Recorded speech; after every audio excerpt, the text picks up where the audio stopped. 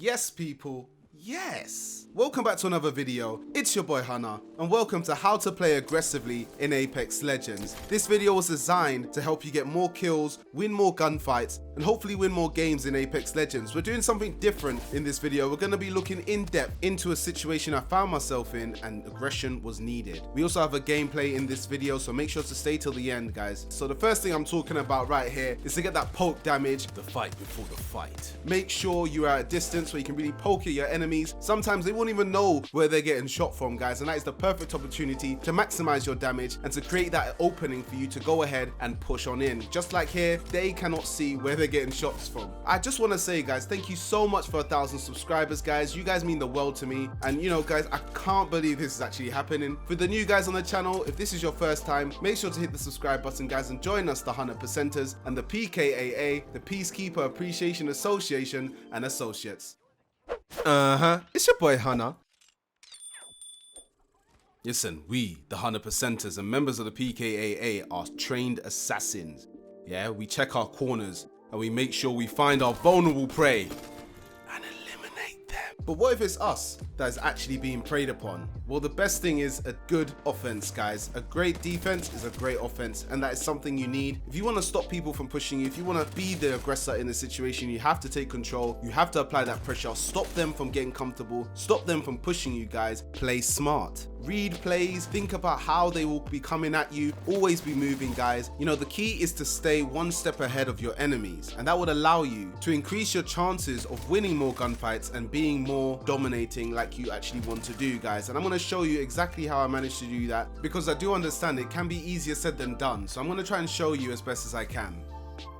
Welcome to the breakdown. Now, as you can see right here, I go and push up on that lifeline, because in those few seconds when my teammate is down, there's always going to be one enemy that goes for that easy push, and that's a good time to strike. I'm now claiming this space as my base, guys. This is my safe zone. I am not going to be standing outside in that foyer bit, because that is hot. That floor is literally lava, and there's a high chance I'm going to get shot. So I'm going to now try and utilize angles so that I don't have to leave my base. Now that I know that I've applied a lot of pressure on one, I peek out a bit more and I get that Pathfinder done as well. He's hurt. And now I'm going around ADSing. And as I ADS, yes, I've just been bamboozled. And that gives me two options. Where did they go? Did they go to my right, which is a high cause for concern, or did they go for my left to go run away and heal? I decided to go check my right, because that is the highest cause for concern right now, and I'm gonna go ahead and push that. And as you can see, there was someone right there waiting for me. Quick strafe, and I was able to take them out, guys, and my health is still in good shape. Phew.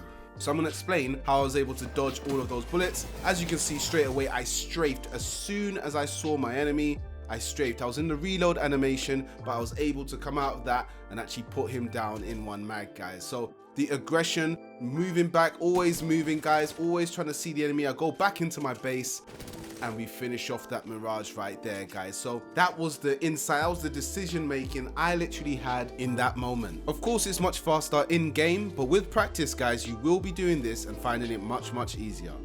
Now, what I've just mentioned applies throughout Apex. Whatever season you're talking about, guys, it will always apply. Reading the plays. For example, right here, Wraith, I knew she couldn't open the door in her phase ability, so I was able to follow her and just make that a very easy kill. You know, I'm just taking my time finishing her, and there's an enemy coming up behind me. You know, always expect to be pushed upon, especially after you've just killed someone's teammate. Expect them to want vengeance. I was using this block for cover, and I'm able to punch Pathfinder because I had no more ammo, guys. That was a bit of a situation, but we were able to survive due to being aggressive and not backing away from the fight. If I was to turn away, show my back, it would be all over for me, guys. That is the worst thing you can find yourself doing. Turning your back on the enemy is a big no-no, guys, especially when they have a line of sight on you.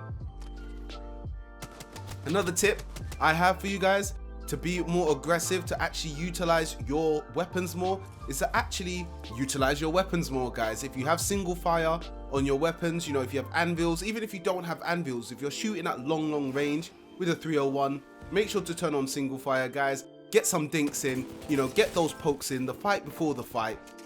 It makes it really easy to approach your enemies like this. And as you can see, I'm always coming from different angles. I'm always going round. This Bangalore actually caught me out, but I was able to punch her kind of off this because my R301 was in single fire still. But I'm thinking to myself, my health is still very a lot. I still have my shields. Her health is very low, so let's be aggressive and let's finish it off. Look at her turning her back on me, and that's exactly what I was talking about. If she stood her ground or, you know, at least shot at me, it would at least stop me from being so aggressive and pushing her. That is one of the key things that a lot of players don't realize in Apex Legends.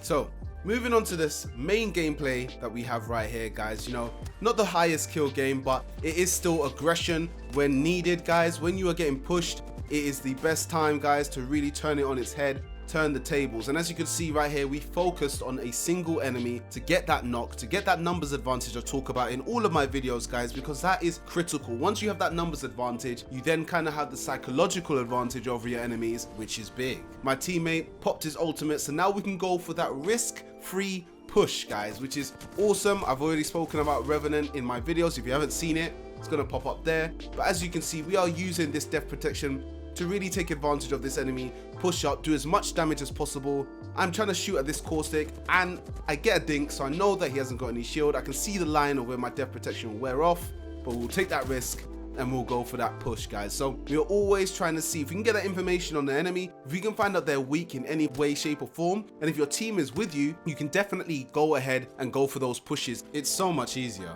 guys. As you can see, my other teammate is in a bit of a pickle, and so I'm able to help him out and go and get that elimination as well, guys. So really, movement, you know, being able to flank your enemy, taking advantage of your positioning, you know, your weapons, your team location. You know, if you manage to get a knock, take advantage of it straight away. So as you can see, we're continuing on now, guys. We've ran past the whole map. You remember where we started. Now we are all the way past train yard. We still haven't found anybody, guys, but as you can see, we can see someone. And remember the tip I gave you earlier about utilizing your weapons? Well, that's exactly what you're gonna see here. We are using the flatline with anvils because at this range it is very, very effective. As you can see there, 72 headshot.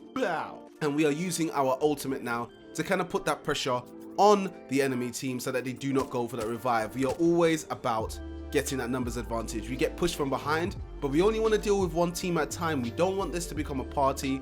They're not invited, and so we're gonna go and try and do more damage to the enemy team that we've done damage to already. Let's not start two fights, guys. Let's try and finish one off and move on, guys. It's much easier this way. So as you can see, I'm checking to see if my teammates are okay. They're following on, and I'm trying to now have a look for that enemy team that we kind of did damage to. Can't really see them, so I'm kind of confused as to where they are. And you know, I don't really like being here as well on train tracks because there are so many points that you can get shot from, you know, but I can see the enemies further down. And I'm thinking to myself, let's use the anvil, see if we can get a couple dinks on, get some information, find out what armor they're wearing. But unfortunately, I was not able to do so. So let's just climb up, not be sitting ducks. And what do you have it, guys? There is someone up here. I can hear them.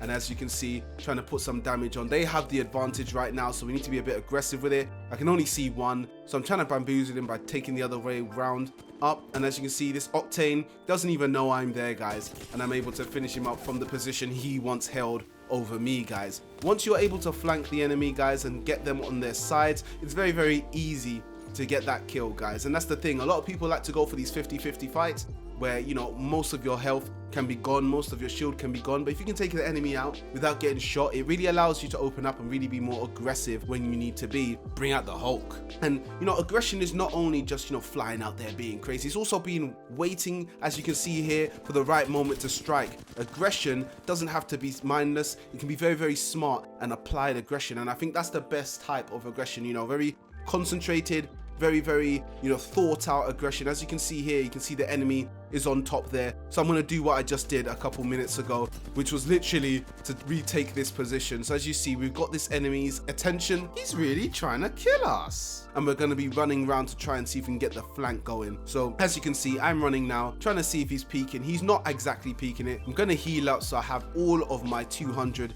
you know, my 100 shield, 100 health. And we're going to go push up on the enemy. As you can see, we are taking this flank. And I'm not too sure if he's aware that I am here.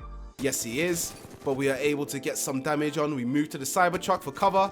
And there we go. We are able to get that headshot once again and take out an aggressive player, guys. Using aggression, guys. It doesn't, you know, you may struggle to get 10 kills. You might even struggle to get 5 kills consistently in games. But if you can play a bit more aggressive each day, try and focus on getting that aggression up, guys. Try and focus on improving yourself every day, one thing a day, guys, you will definitely see improvements in your gameplay. You'll definitely know where you should be, where you shouldn't be. You know, you will know that the high ground will definitely give you advantage, as you're about to see.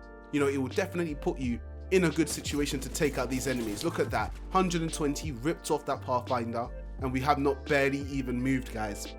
Make sure to really take these fights slow, guys, and think about your positioning.